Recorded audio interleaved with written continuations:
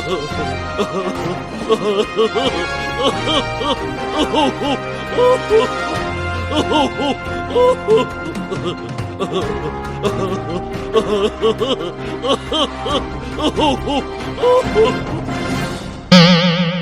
everybody, welcome to the nerve-wracking introduction of Carnival of Radio. And today, I noticed I had a hair on my nose, which made me feel old, but I had this observation, and I think this one's going to be the one once, 100 years from now, when the multinationals have us in a dictatorship and we're all frozen. They don't know. Carbonite.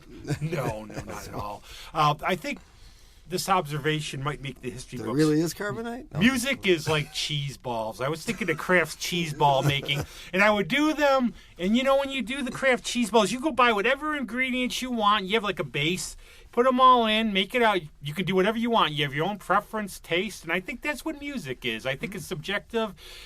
This is a little too deep for this show, so I better get on the introductions. You're a cheese ball. Keep going, man. I've never had cheese balls. Yeah. I'll make you one of my custom ones. What do you like? Oh, man, there's a joke there somewhere. What are my options? Jalapeno. Why don't we do the introductions first so people know what we're talking about? They can't see it. Then we'll talk cheese balls. Okay, we have our Billie Eilish's biggest fan, my co-host Greg. Yeah. And we have cheese ball number one. It sounds like the duo who had their voices stolen by Catwoman in that episode of Batwoman. It's Jeremy and Julia Beck. What's up, You don't know any of these references, which I love. No, but we'll learn. You know that, though. You have to know that, the Chet and Jeremy reference. Oh, yeah. So, we want to tell them? The Catwoman stole their voices and held them for ransom in a box. I thought Catwoman was the superhero. Yeah. No, she was the 1966, Julie Newmar. Chad and Jeremy did a guest appearance on the Batman show. Gotcha. So in that time, there was a whole lot of British. They had Paul Revere and the Raiders on. They had Leslie Gore. obviously going for the young, So Catwoman was a villain? Yeah. How did I not know that? That makes two of us. Okay, all right. So anyway, that was culturally her evil plan was to capture their voices. And All right. So. She would be walking the line. She would be like the anti-hero. Is she, isn't she? That one of those types. Yeah. More of those types. I like that uncertainty. And Robin would get jealous of her all the time because she would flirt with Batman, and Robin would be, holy mush, Batman. Sounds like a strange triangle right there. You'll understand when you get older, Robin. Yeah, Julia, you don't want to know. You really don't. Well, we were talking about cheese ball making because I do that for the holidays. But like Julia, I do these. You can make whatever you want in them. You basically need cream cheese to hold together. Pick any cheese, anything you want, like any different ingredients. And then you bake them, and then basically Mold them together, like roll them in something so it looks pretty. Let them sit for a day, and there you go. Nice. Wow. You don't even bake it? Well, I'm sure you can if you want. See, that's the beauty of it. That's why I just decided I felt like Bruce Lee, be like water, my friend. Because I came on with this profound thing about how this relates to music. I'm trying to picture that at a dinner party. A guy Anybody comes who's- around with a tray. but Raw like- cheese ball? But you see my Facebook posts, I go, I went from alien Earth eggs to a fizz pop place and stuff, so I do make analogies. But one thing I'm going to talk about, and obviously we're talking about music a lot, was the thing I've seen from Hot Soup performances is, wow, do people get into the live shows? They really, and I think you have that kind of music, or like one of my friends who was in Mrs. Scanato, he's in Noble Vibes now. He made the comment one time, you can't be sad hearing ska. And they did one song on one of the records. It's about a car wreck, and it's very dark. But people are dancing around because it sounds good. Mm-hmm. And I think a lot of the music, you do so many different types of music, but you have those upbeat songs you can dance to. Mm-hmm. And really, just watching the crowd get into it's amazing. And do you really feel the vibe out there when you're playing? Yeah, I think that's so crucial to have, at least for me as a singer, because you're putting yourself out there in the most vulnerable way. It's not only are you physically on display, but you're emotionally on display through your voice, and it's super vulnerable and terrifying and rewarding at the same time. But I feel like some of that reward comes from seeing people out there grooving and having a good time. It's the ultimate compliment, and it it makes you feel like we're all doing something right. Yeah. And Well, it creates you're a out positive there. feedback loop is Yeah. what it happens. You know, you Totally. go out, you're nervous, you're like, oh my God. And especially a band like this where we're doing original music and we're doing a wide variety of music and there's very diverse musical sensibilities in the band. You don't know what it's going to be like, right? And then you get out on the stage and you're nervous and you're just kind of going plink, plink, plink, plink. And then all of a sudden the crowd is going Hey, crazy. they like us. Yeah, and it's like everything becomes 100 times better. all of a Yeah. sudden. Well, what I was going to say is, you're out there, your words are personal to you, but you want to get the message out to the audience. So you're hoping, I hope they get this, and you want them to get it, and you want it to come back to you. And so when there's any kind of dancing to me really is I played with a couple gigs, like they're not really dance. I mean, it is a dance. The songs are danceable, but it's a rock band, so you don't think about it too much. But we were playing at Lux. And it's like, oh, these people are just jumping around. And I'm like, okay, so I think it comes down to the people. Yeah. If the people are extroverted enough. Yeah. Because I noticed a lot of times with audiences, it's like they sit there kind of like, okay, prove yourself, do something for me. That's me. Yeah. I mean, I said no one's singing. it's like, I am no. enjoying your shows, but I do sit in the corner looking miserable. You're here to have fun with us. It's Right. not like you know what I mean? It's Yeah. like some people are just like, they just go and they think some magic's going to happen. If they don't inject themselves into it of the moment, then it doesn't work. Right, So right. that's my rant on It's that. tough when you've got an audience full of people sitting there with their arms crossed, kind of Right. looking at you like, we're waiting for you to blow our mind. It's like, Exactly, we're a local yeah, band that that's- just got started. that's We what may I'm not be saying, blowing yeah. your mind tonight. And in fact, your expectation may be a little bit high. And sometimes just It was applause. $5, you know. Right. I know. I want my Chill out. $5 back. Exactly. I'm not feeling nothing. No, I mean, but I lost what I was going to say. It's over there Carry in the on. corner. Well, one thing I would like why I would go on the road to see friends play, like Michaela played in Weedsport. Like we traveled down, and it's like this weird. If you ever play in Weedsport, I played there. you go by like a juvenile youth prison. There's all these. You get the point on the GPS where it just has no road. So I told her, "Look, I get lost. I'm going to follow you home." But what I like the reaction is when you've seen somebody playing, you know them, but you see a crowd. It's not the home crowd, but they've never seen them before, and they're blown away. I played a bar out there called Keg or the Kegs. It was like this big barn thing, and they had outside stages and inside stages. And they have some really cool stuff out there. This is like this weird. It was on. I'll have to ask her. It was like on a weird stretch of road, and it was by Neil Young's. Was it Broken Arrow or the Ranch or whatever? There. Yeah. He hasn't been in the news, so I'm glad to bring him up because people have forgotten about him. But it was like you went down. There's like gravel parking and everything. Sort of. I can't. It was where not. are you talking about? Is Weedsport in Weedsport. California? Weedsport. No, Weedsport. No, it was a ranch. There was a ranch up in upstate, not Broken Out Arrow. by Auburn. And Neil Young has a place there? Yeah, it was like an old place they recorded Crazy Horse recorded. Oh, gotcha. Yeah. Okay, all right. Nobody checks the facts on this show anyway. But it's like watching. But it's like watching, and that's what I really like. So something like I would travel within 4 hours to see friends pre-COVID. And everything. Well, they got a lot of hidden places. I mean, upstate there at Catskills, Todd Rundgren's got a studio, and there's like Levon Helm Bob Studios. Dylan was yeah, up there and all that stuff. I mean, it's like you get up that way because it's close to New York City. Yep. And I think it's nice. I think Tony Levin lived by Woodstock. He drove in here from Woodstock one time for like a benefit show in the middle of winter. I couldn't believe it. It really is. But I think that's like Greg, and one of the things they've always said like about Anonymous Willpower is you could have the packed house, you could have 5 people, you still play like you're playing for a huge crowd. Mm-hmm. Yeah, well, I'm kind of a take this, you bastards. I mean, I just want to get out there and show what I can do. So, I mean, it's kind of selfish on my part. But I figure you just get out there and do what you can do. And then hopefully, it might take a while, but it starts to swirl around and people talk to people and all that. I think it's word of mouth too. I mean, I try to use this It to helps. promote, and I tell people all the bands are like, but like one person will go out and say, and I think the only thing is sometimes hard.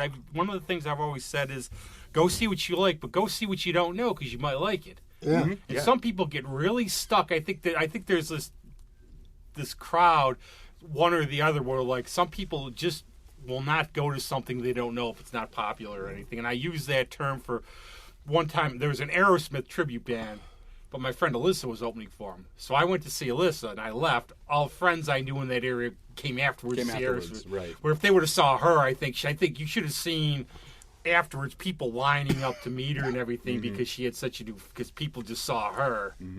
So, but it would have been some of the best live groups you've seen.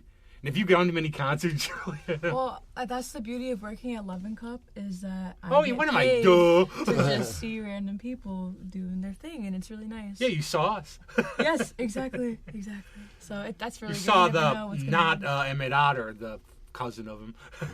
Have they done? Have they had to slow Right. down much over there, or are they back up to speed? It's really hit or miss. Some days, I worked Friday night and things were popping and it was great and everyone was like, "Wow, it hasn't been this busy for a really long time." So I think there's some slower days and Right. some better days, but yeah, people are just not going out that much anymore, at least right now, which is understandable, but it's sad at the same time. Well, it isn't going to happen by itself, people. You have to get out Yeah. there. Yeah. No, but Leslie, and I've known Leslie for eons. She takes chances and does diverse different types of things. We've seen, who can I even say a couple of them? Ricky Ramone, Jean Ween, the Grandmothers of Invention, Tony Levin many times.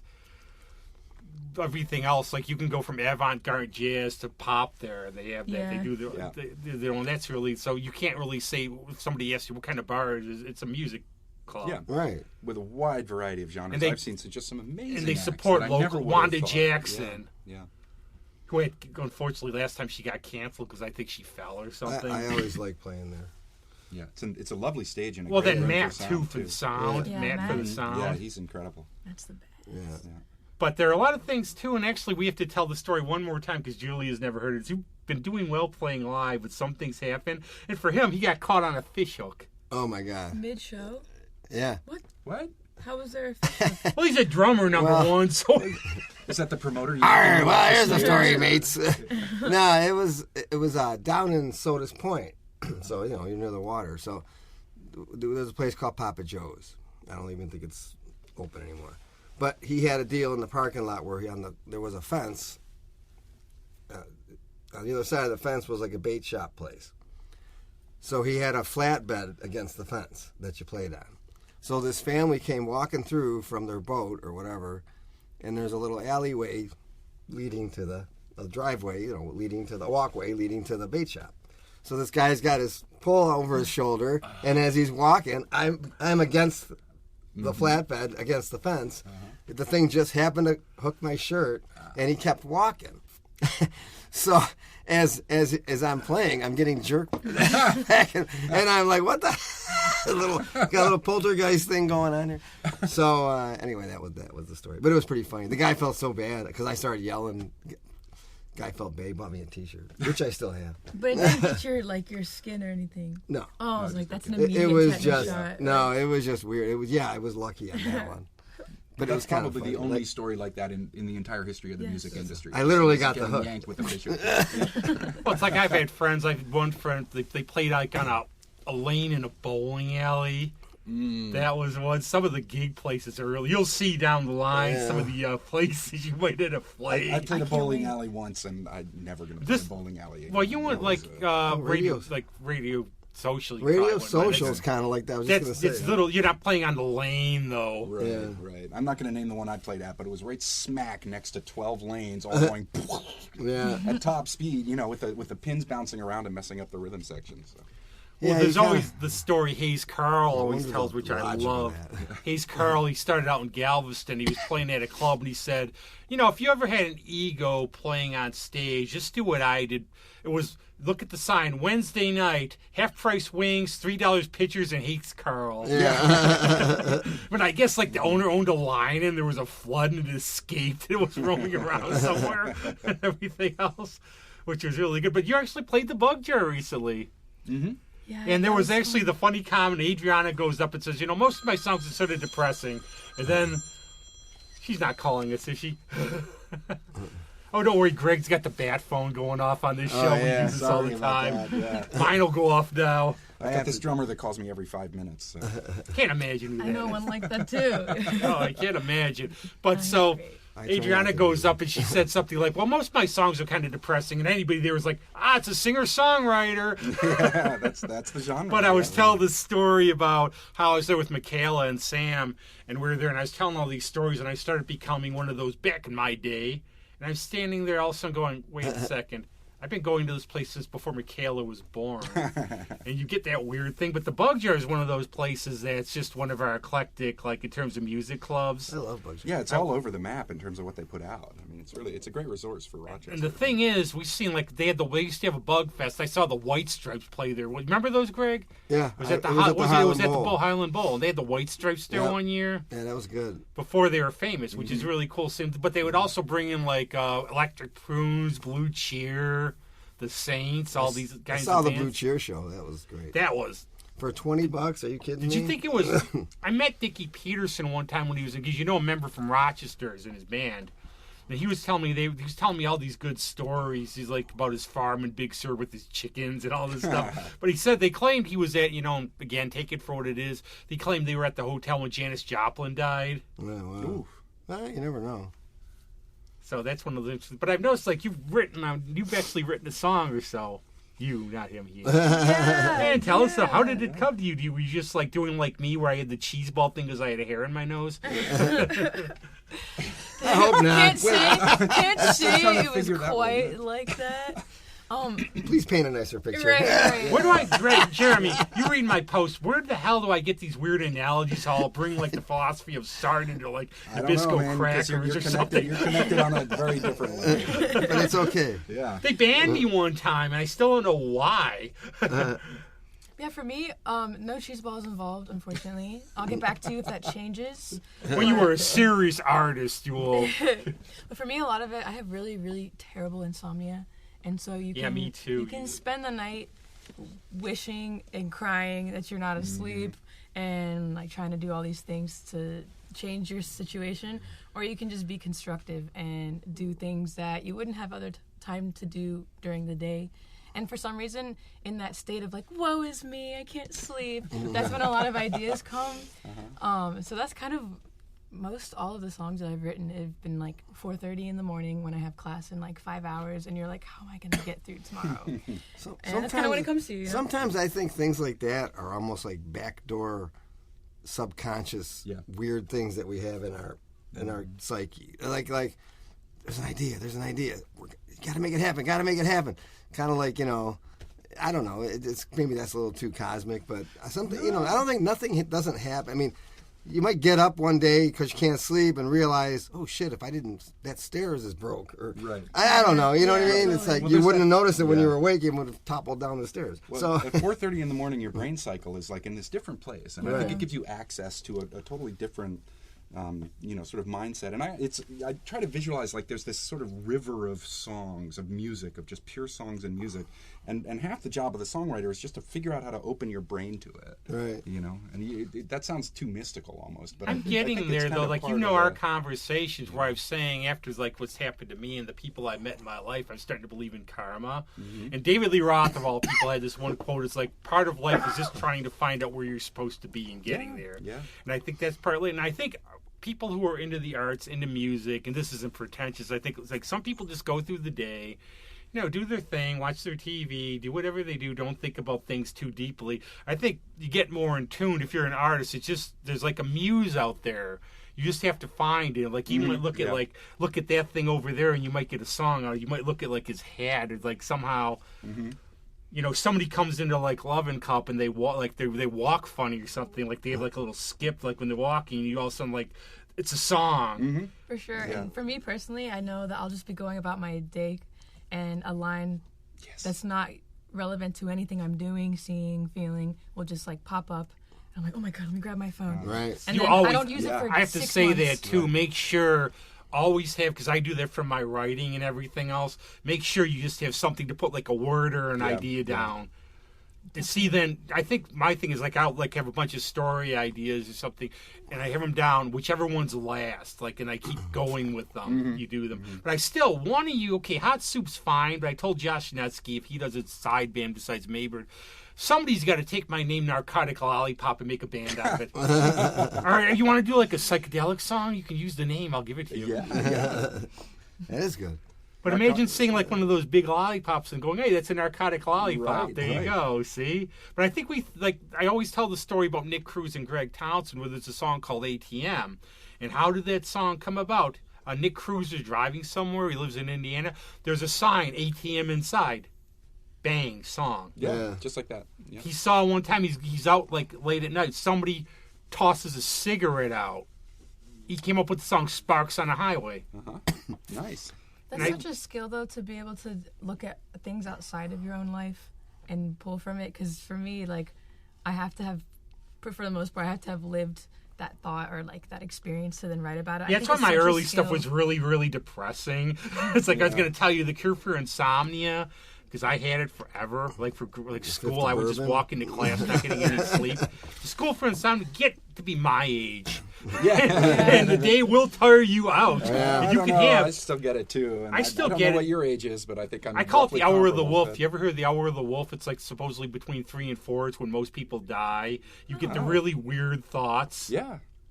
That's when you're most open to especially that river, when I watch but... Eternity's Gate about Van Gogh or something. But that's when I think a lot of the creative work. I do a lot of my writing. I used to do it like late at night. Why? Because I think you're hopefully a little more relaxed. And with insomnia, you're more open, and nobody can bother you. Right. Yeah, it's true. I have a couple friends who are night owls who might text me, and they'll do it on cue. But yeah, you can just turn the phone off, though. Yeah, but I think that's what I think. There's something cool about. I mean, Greg, as I said, he's a master songwriter, but he's one of these guys. You have to pay him like $100,000 because what he'll do is he will only do. What do I got in my wallet? What am I doing here? I got a Burger King coupon. Give him a Burger King coupon. He'll do it. But no, but I always say about Greg, like my friend Kim Draham, who's been on the show. If you've never met him, he's a butt trip. You got to meet him. But what he said one time about doing cover songs, he's like, I have the view like myself that music is for everyone, unless they're going to bring a lawsuit against you like they're Kiss or something, obviously. But he said, okay, there's all these songs out there. I can write maybe 2 or 3 good songs a year. So why should I write a bunch of like filler garbage? I'll do those. Yeah. But then he writes, but you've written like about, what do you write, like 2 or 3 songs a year, but they're like really good. Oh yeah, I'm not prolific, but yeah, I'm not either. But I get an idea. You're the J.D. Salinger of the music world here. Exactly. Well, no, I just get an idea and then I beat it to death and do all these rewrites and all that. But maybe illustrate to her, how did, just pick a song you've done or two, how did the idea come to you? You want an old song or a new Whatever song? Whatever your job here. Well, okay. The ones you sent to Billie Eilish. Well, you got to understand, that's our joke sort of about, Adriana got me into Billie Eilish, and it's a running joke with him. To be fair, I've never heard anything by her. I just don't care for her thing. The aesthetic of it. And I don't like people that just make it out of nowhere. That's suspect to me. Gotta put in the unless it's her. Anyway, That's sweet. Anyway, back to my superior skills. So, wait, I'm writing this down. What is this called? Serve you well. And right now we have Greg Andrews doing a master class on the Carnival. Yeah.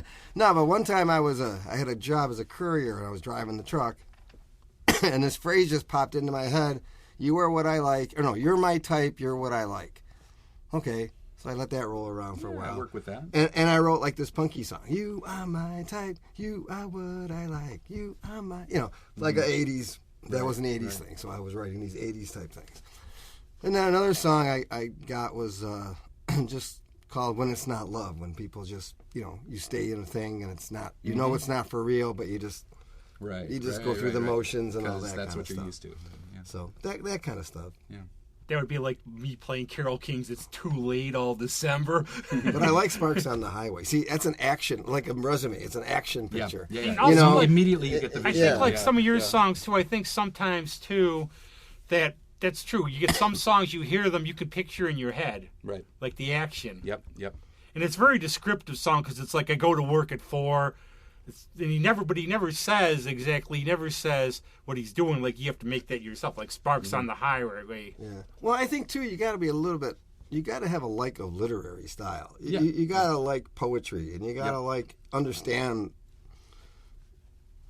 I hate to put down modern stuff, but I just don't think there's a whole. There's a lot of great lyricists out there right now, but. So you get some of these things; they're just not much thought into it. Blown away by street language and all that. I'll hear something really catchy, and I can't quite make out the word, and I'll go Google the words, and I don't know. They just seem so dumb to me. And meanwhile, they've got tens of millions of hits on Spotify, and I'm like, how does that work? You're definitely not going over their head. Yeah. Maybe that's part of it. That's too, actually a good perspective, Julia, being I think you're like 2 years younger than I am. You're younger than these two clowns. Your view on music like that for like current music, what do you think of that? Because you listen to a lot. You obviously know like now that you're into it, like some older things, obviously with the jazz and everything. Right. But do you like any like current like artists out there? Honestly, off the top of my head, there's this. I sent you guys one song from this girl. Her name is like Green Tea Peng or something. It was amazing. She's cool. Yeah, See now? Cool. yeah. And it's kind of like, I don't even know, R&B, bossa nova. Listen to the Bossa don't Nova know. Bradley brothers around here. They do a Yeah, really they're good great. job. Okay, I'll have to look them up. I think there are some really good musicians out there still and good lyricists, but Yep. they are being overpowered and overshadowed by the more easily palatable pop. And I think it's but different. that's the history of all culture. You know, I'm right? gonna There's say like like mass yeah, culture I that think is it popular is. and appealing Is it to because I think there's a difference. Little, we've always just looked like they've always looked. Oh, that person's got the look. They don't even hear them sing, but we can make money. Toss them in 5 years, Right, get somebody else. And yes, it's always And that's been. okay, It's always you been know, there. I But mean, back in the day, early days of music. The people involved really cared. Like you have bands like Quicksilver Messenger Service. They got in because somebody really liked them. They didn't sell. Dylan didn't sell anything for his first like 3 albums, but they stuck with him. Like these days, you'd be out the door. Like, Right. Right. Like I said, somebody was saying, you know, if Bob Dylan showed up on The Voice, Right. you know, Imagine Bob Dylan Today, and Tom yeah, Waits. But then, yeah. I mean, you get like people like Leonard Cohen. There's no like poetry background or anything, and he gets into music. right. Well, he was a very well-known Canadian poet before he Yeah, who just threw in and said, you know what, I'm not making any money at poetry. Obviously, I'll go make a fortune in music. And he did somehow. Yeah, you know, plus I mean, it's hilarious because I've read his book like twice, and it's like on some like putrid list for like books or something, yeah. which the is like. most revolting book ever published in Canada is what the Toronto Star called it. But there's actually a thing I like go all over for music, as I said, my tastes all over. But I've never been a huge Van Halen fan. I can respect Eddie Van Halen, but the music's just not for me. But there's a book of interviews, and I wanted to get his side. So he was talking about Sammy Hagar and David Lee Roth, and what he said was, okay, with Roth, he could come up with he said he's very intelligent, but he can't connect the dots. But his lyrics are really interesting. He's very good with words. Hagar was very, very limited. And if you like listen to the thing I was bringing into this is Tom Petty when he did "You Wrecked Me." He had an idea for a song called "You Rock Me." And have you ever done a song, anybody who you just know, okay, this could be good, but I just don't like the words. And he's just thinking, I'm not going to release "You Rock Me" because come on, how many people do the cliche Right. "You Rock Me"? Right. And somebody from the band said, "How about you wrecked me?" And he's like, There that's you it. go. Yeah, sometimes all it takes is that simple. And I've always got that feeling about Adriana when you hear her songs that she's like finding the perfect phrase. And I think sometimes that you ever like be like if you're doing a song and it's like, okay, if you have to say, you know what I mean, you probably know the song's gonna be. Right. Well, you know, I mean, you got to look for. Billy Joel said a couple things that always stuck with me. He said, your lyrics have to be about universal concepts. That's one thing. And then, you know, make it accessible, I guess. I mean, short phrases. But I mean, the universal thing always got me. That's why, you know, everybody can relate to loss. Everybody can relate to being happy. People can relate to losing a friend or gaining a friend. You know, whatever it is. You got to really make it broad. Yeah, how many you got to people make have an ever emotional connection. I mean, Yeah. to me, it seems like for me personally, there's two types of songs that I might pursue. One will be the one that's just, it's not clear what the theme is, but it's hitting somebody emotionally, right? Like I really respond to that very well. And that's kind of like the Robert Hunter, Bob Dylan style of songwriting. You know, it's like, what does this mean? I don't know, but it matters, right? Like it seems to mean something, and you have to think about what it is. Right. You have to know the human condition. Right. As But then a there's Fox writer, you have to 45 in their understand. lyric, "This isn't my first dildo rodeo," which I still haven't asked Amanda and Pauline what that's about. Well, I have a song called Last Rodeo, and I don't think I'm going to work that angle on it. I think it's got a different... But I do think, different like, feel how to many it. times have you heard a song and go, wow, that's about me. I can relate to that. It's like a theme song. Right. Those are the ones that really... And I think the great writers is something universal to take out of it, where people just get something out of the songs. And yours, And I like, love the type where different people take different things. That's even better as far as I'm concerned. You know, if it's like can mean different things to different people, as a songwriter, that makes me infinitely Well, happy. then you hit the jackpot. See, Yeah, then you, exactly. Yeah, then you get to more people that way. And then, you know, that's the other thing. You were talking about bands and going to see bands that other people wouldn't see. Like, that's why I always jump at the chance to do any of these gigs that are multi-band. Because then their crowd's there, your crowd's there, your crowd meets their crowd, subset crowd is formed, you know, and it's like next thing you know, all these people are coming out to see stuff they wouldn't go to.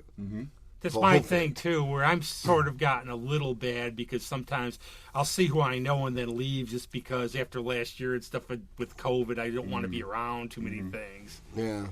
like that. But like festivals, like when you did the thing at the Bugs, I had to show up a little later because I couldn't do the 6 hours, which turned into because of the bills turned Yeah, into turned longer. into a marathon, that show, yeah. I couldn't believe Chris played while they were playing. Adriana keeps asking what the score Yeah. is. But they had to hold off because the Bills were playing and nobody was going to watch the band. Yeah. So that happened too. But there was a diverse stuff. You stayed for the whole show or most of it. You saw It's almost as like bad your as band. You half-price saw wings. you saw Adriana, which is like singer songwriter. You Miriam saw whatever the Morelli. band is. Miriam Morelli was amazing. She's Yeah. awesome. Oh my god. She's such a That sweetheart. set was incredible. And she did a lot of originals. Some of like what I thought was her most like powerful like banging songs, but she wrote those. Well, I'll get That's her super on cool. sometime. Oh, you should. should. She's I'll incredible. get her on Yeah. sometime. And then instrumental band who was pretty cool. Right, I John forgot- Carlo's band. They were all over the map. I mean, that was great music. And I think too, like when you do the upbeat songs, like I still can't understand half your lyrics, but I think, like I said, most people like to be, well, I have some pickles, I'm going to brine them, yay, and everybody's dancing, yeah, it's rocking, it's rocking. That's my biggest weakness as a vocalist, though, is everyone tells me like I have no idea what you're saying. Oh, you're not the first. man. There are very few. Like I've seen the high risers probably, I have to say almost 100 times. I can understand them because, so in fact, a couple times when they were playing like at Marge's, I had to mouth the lyrics to them because they forgot. Adriana, I just understand because of the work in the studio, and I've like heard some songs 50 times. You need lessons from the guy in REO Speedwagon who over enunciates everything. Yeah. See, I feel like I'm over I enunciating. can't stop this feeling. Yeah. So it's like, What was that? So I feel like I'm singing like that, and then I listen back to it, and I know what the words are, and I still don't. You know who you know should what I'm listen to a saying, little like- bit? I mean, don't change. Your style's fine. You also, like Kent and I were talking, and I said, Julie said on the last show, she's not really sure what to do on stage. He's like, oh, she's got rhythm. You're natural on there, the way you act. Well, thank You don't have to jump around like an idiot or whatever, or like do stupid stuff like that, like Mick Jagger, or like fall on your face. Don't ever fall on your face like Steven Tyler. I felt bad. You never want to be in this scenario where like you go to like a show and you go, they were actually nice and on the ball. I'm disappointed. I hope he fell off the stage. sometimes It's all just that awkward history up on there, it you know? can be good, but other times it's a distraction. Yeah. I think somebody that can just stand there and sing, as long as you're singing really well, I mean, it's more captivating. to Colin me Blunstone. than to just Colin watch some guy, Blunstone. I somebody don't really want to watch back somebody and forth. prounce around Yeah. and do crazy stuff. I'm there for the musical experience and any kind of visual thing that is beneficial. to Colin that is great, Blunstone, but- who you won't, he's the singer for the Zombies. I saw them in the 12th.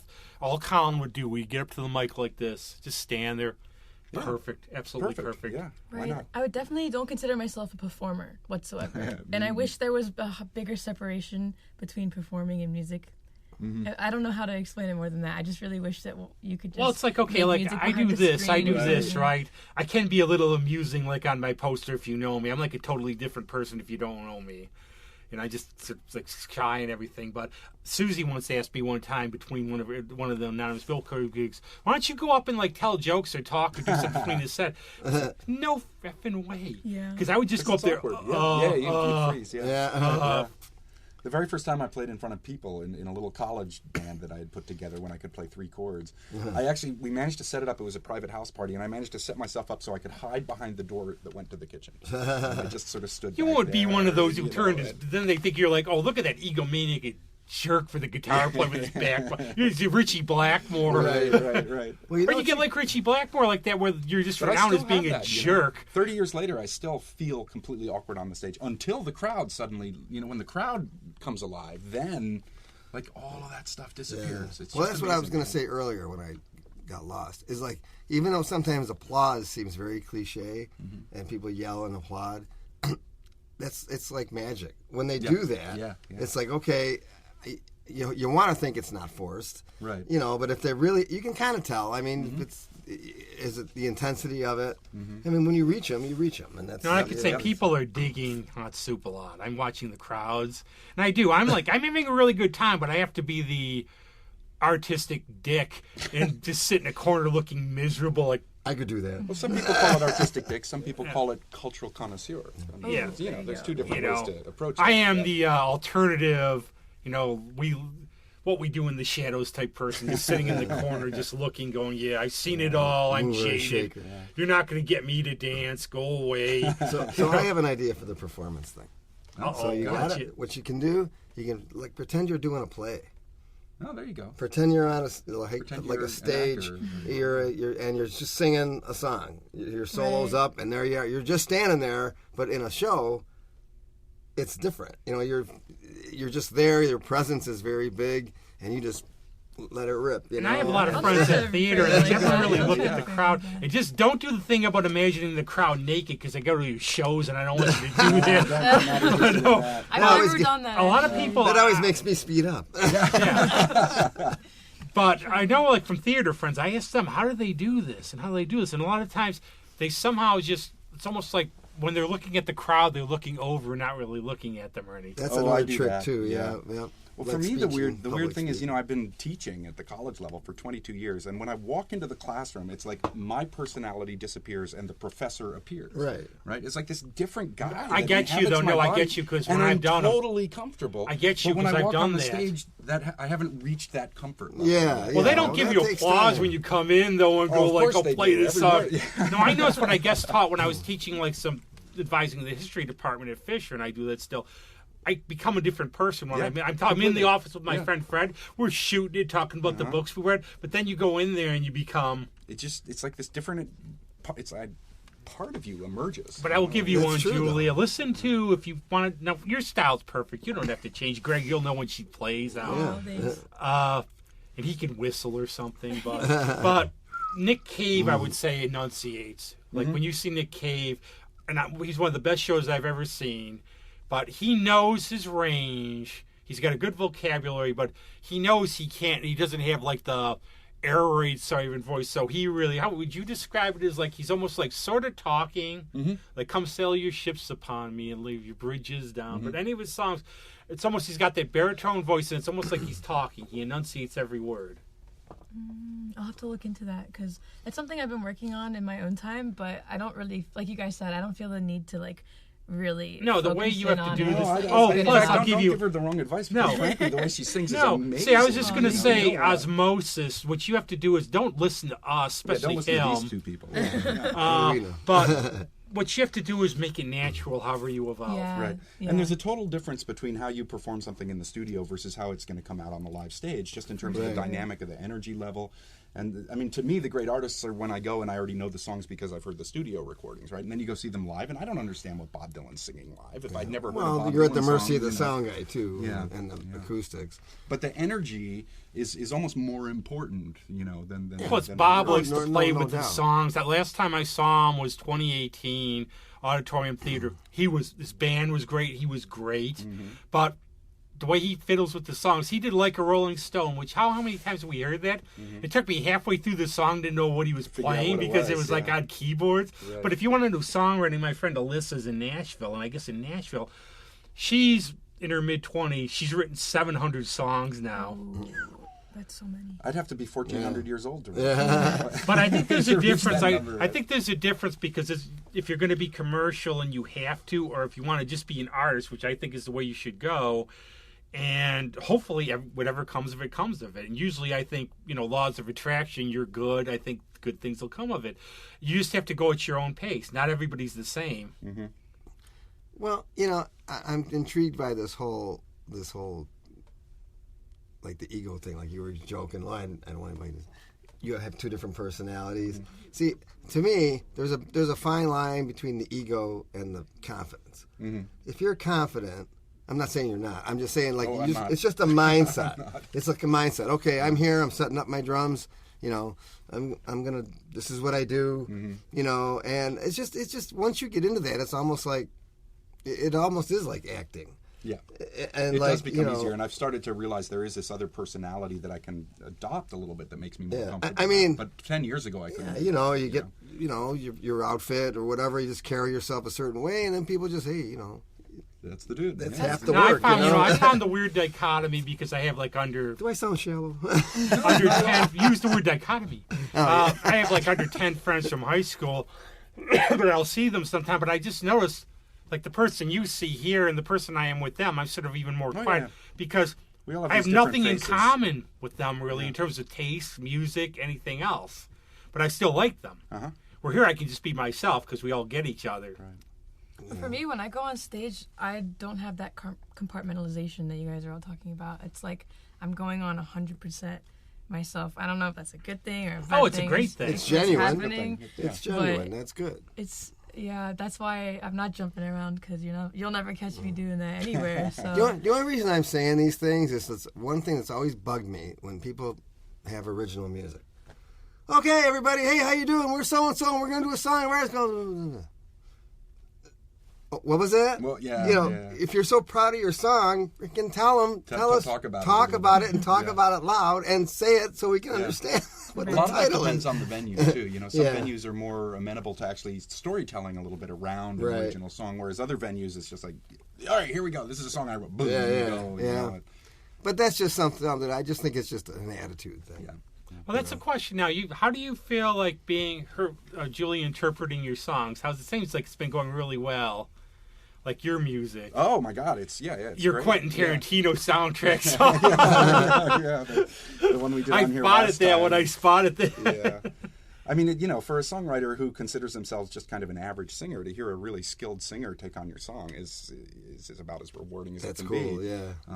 But you know, I'm always very sensitive. We've only got about 4, I think, that we're doing so far, and I'm trying to be sensitive about which ones are going to work the best, and which ones, you know, I want to be very sensitive to what's going to feel true and honest for her as well. I don't want her to sing things that, because people have asked me to sing their songs, or there's plenty of cover songs that I've been asked to sing where I don't feel honest singing it. It could be a great song, but it's not me. Yeah. Right. You know, so there's always a little bit of, is it right? Is it, you know, going to work the way, you know, that we would both. You know, be the thing is, comfortable we with. don't have to talk about the drummer because drummers are useless. But like other members of the band, we don't really talk about them. Talk a little about their contributions, and I know you've done some of the songs from them. Mm-hmm. last time we were here in the And studio, they're welcome here, like on a future time. I'll let him know. We actually did some of Andrew's songs. He's a great songwriter. He has all like the most solid foundation ever in terms of like theory and direction and vision, and he's great. He knows what he wants, and he's really good at just making it happen. So we've done a couple of his. Those are in our set typically. One called Sazerac, and then we've done Sugarlit a few times. I'm not. Maybe you've been there. I'm not sure. I've been at every show Okay, pretty so much. you- Okay. Yeah, so you've heard both of those. That's yeah, right. yeah. I Those are stand both corrected. Andrews. Yeah, so we have some of I his. told you I'm the invisible person in the corner, didn't I? And then there's CJ. He brings a lot more like a fluid approach to songwriting, and his I think we're gonna focus on most in the future, because he comes up with some really crazy, super cool ideas, and we just need to hone them in a little bit more. And I think they're gonna be like a staple of our set in the future once we do kind of dedicate more time to it. Wow, just hearing all this acceptance of all these styles is like you guys are going to be together a long time. I hope. Yeah, the Because that's- chemistry. So we have a That's- good way of sort of. Yeah, that's working like the on death that. knell usually. It's like, well, more me. You No, know? and there's always you don't seem like you have the one who you have to replace. You always get the person who you might like them. They might be a really good musician, but it just doesn't fit. You know, we love Chuck too, like we love Greg, but understand drummers are fodder on this show. We have to make fun of somebody. So There's a wood chipper out in the back. I'm really excited for people to start hearing some of CJ's material. It's just they're technically more complex. So it's taken longer for us to work them up in practice. I will tell you that since I started working with CJ in particular, I've learned more chords than I learned in the 20 years prior to learning CJ. I mean, I'm learning all these crazy jazz I was just gonna sevens ask and that, like- nines, and I mean, that's the really fun part of this project is the musicianship. I was It's going to so ask that extraordinary. question too, because theory like is being in the studio with Adriana, I learned, like I said, our hero Billie Eilish, but like Stella Lennon, all these like electronic bands that I never would heard of. So I felt really good, like that she didn't know what Sunshine of Your Love was. Like, I got you on that one, I got you on that one. But what have you learned being a little? I mean, you're like in your early 30s, like I am. Oh, yeah, What did yeah. you? What have you learned? Like in well, Chuck's not here. He's a drummer. He can't learn anything, anyways. See, like I mean, we do drummer jokes all day. But what have you learned playing with these younger kids? Like you said, you've learned like the chords and stuff. And what have you taken away from playing from? And you obviously with Adriana too, playing with the younger people. Well, for me, it's been huge because I think for most of my life I was trapped in the music I grew up with, which is the stuff of the 60s and 70s, and obviously the Grateful Dead, which for me was like the single most important Yeah, I thing wonder forever. why you like My So I had Friends so very much while you like her narrow, shows. Yeah. So I had these very narrow sort of musical windows, and I didn't, even the stuff that was contemporary was stuff like Lucinda Williams, people my generation and older.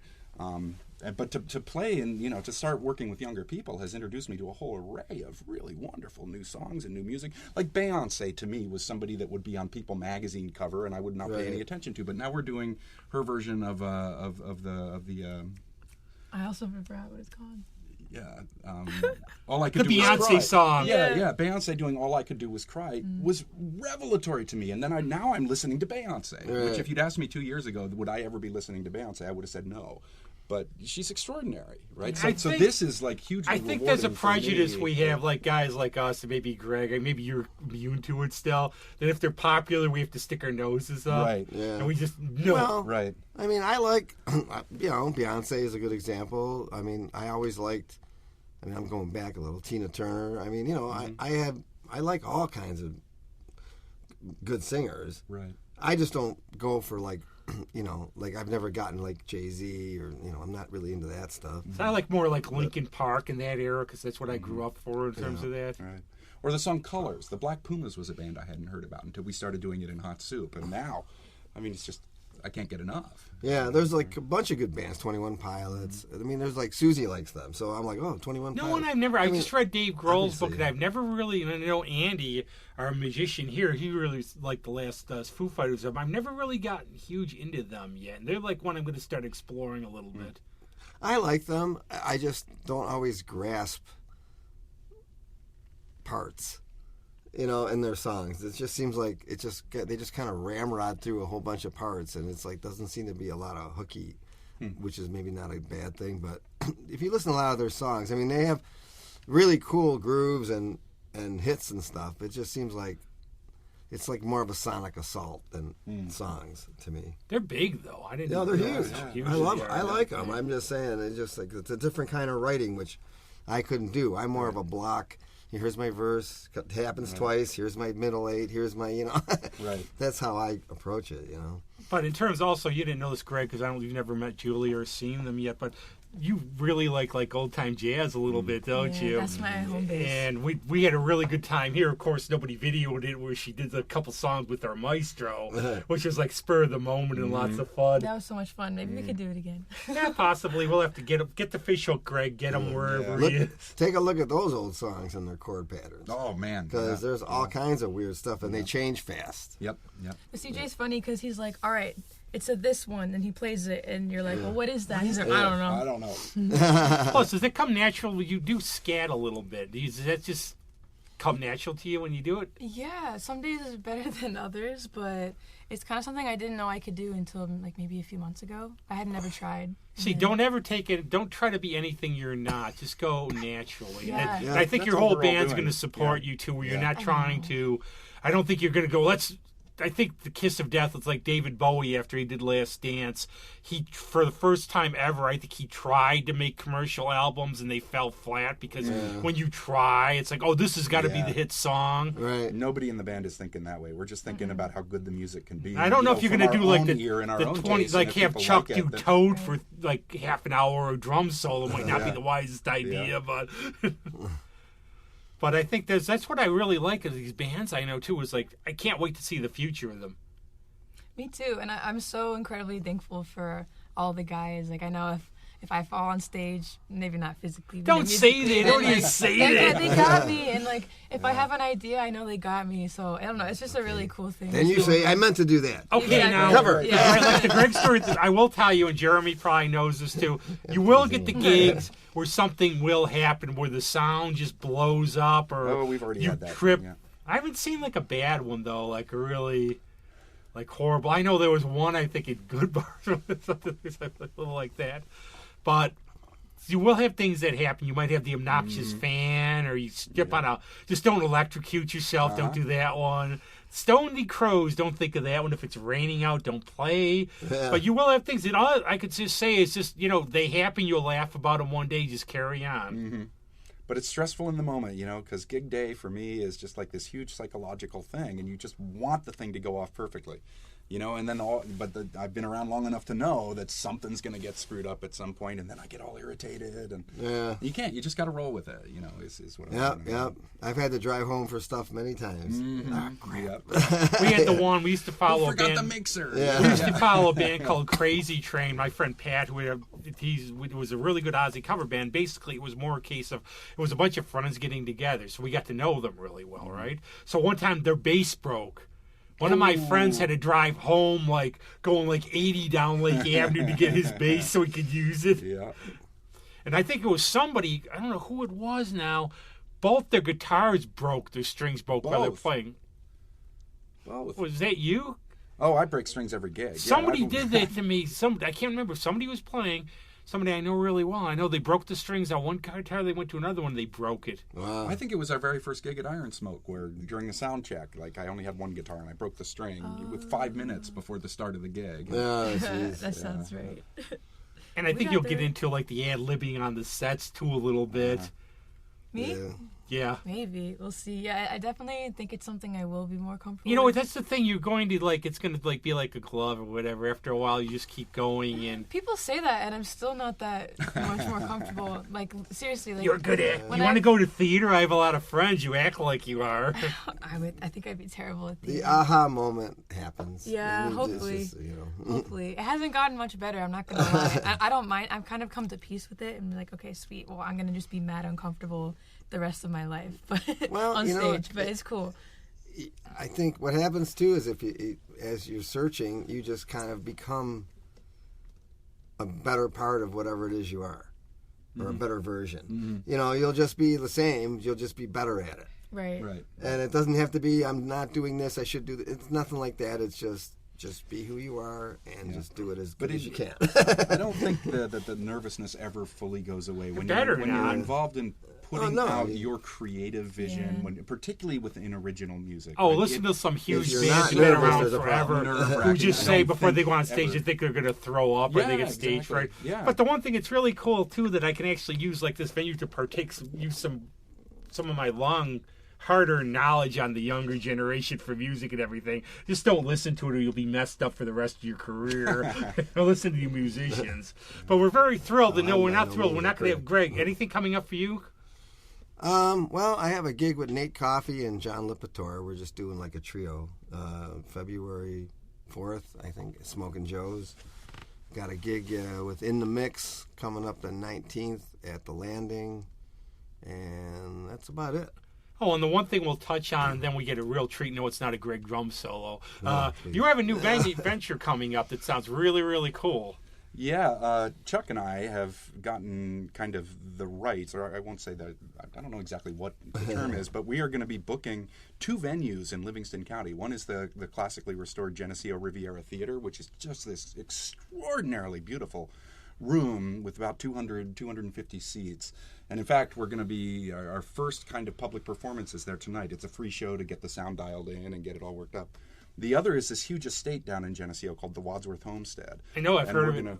We're going to be running a summer series down there. And we're aiming for some fairly high-profile bands. I'm thinking of actually the garden shows at the Eastman kind of vibe. It might be that kind of vibe. So this is fun, and I'm retiring from my job this summer, and I thought I was just retiring so that I could sit around and write songs, but now all of a sudden I'm going to be a music promoter, and I'm not sure that that's my long-term vision. Well, I'll try to help. I do know some bands I'll try to help or whatever. I'm getting a kick just from the periphery, whatever I can do. I'm really getting a kick out of it. We haven't showed me some pictures of that place. It's amazing. It's cool. Yeah. So that's awesome and everything, but we have actually a very good treaty, and we have Jeremy and Julia play, so you want to tell us what the song is this time, because we kind of know.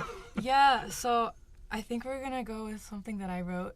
The name is kind of still in the works, but we've kind of settled on Orbital Delight for now. I don't know. I proposed it, but I think, I think I like Sirius and Vega, too. I think that's a cool title. Yeah, so, and/or Purple maybe Cows Sirius. Over the Moon.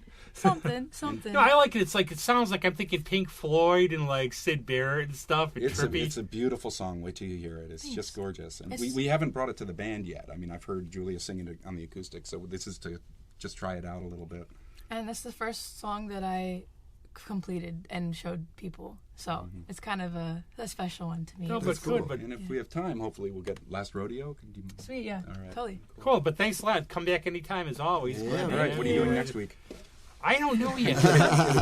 you think I planned that far ahead? You know, that's all I could say. Greg, Julia, Jeremy, listen, stay Yeah. tuned for the best part of the show now without us two. I just get messages. Be here at 11. Okay, who's going to be on? I don't know. Yeah, well, thank you. Thanks. Just Bye. won't be my